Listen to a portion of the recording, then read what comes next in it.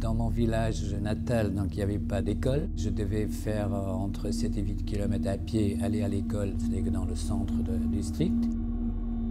Je m'appelle Sohrab et je suis originaire d'Afghanistan. Je suis né dans un petit village au nord de Kaboul et je suis dans l'enseignement agricole en activité.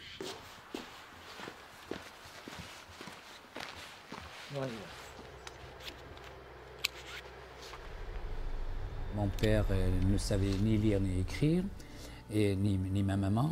Donc mon père a tout fait pour nous envoyer à l'école. Les souvenirs que j'ai de l'UNICEF, donc la distribution des crayons de couleur, distribution également des ardoises, des cahiers, qui m'a donné peut-être un plus pour pouvoir continuer mes études au-delà.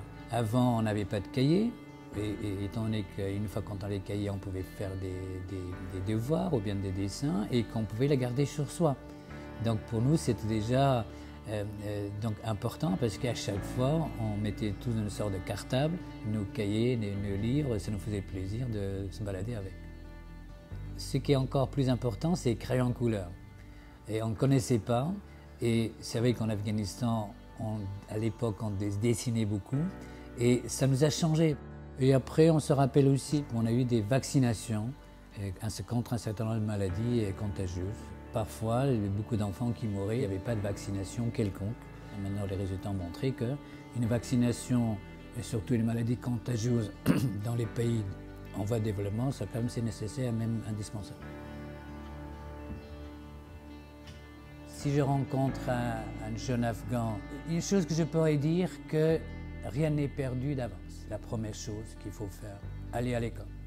Apprendre. Comme mon père à moi disait que l'école, c'est une voie vers l'avenir.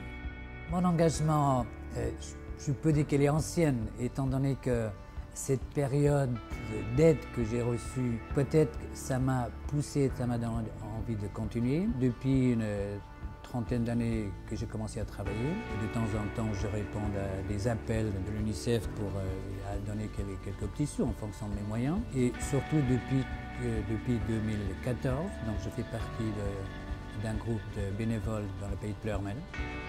Et en contact avec la mairie de Pleurmel, étant donné que Pleurmel, c'est la ville amie des enfants. Autrement, on intervient dans les écoles sur principalement le droit des enfants dans le sens de l'éducation. Une chose qui est sûre, que pour moi, c'est une reconnaissance que dans tous les cas, l'UNICEF a fait partie à un moment donné dans ma vie.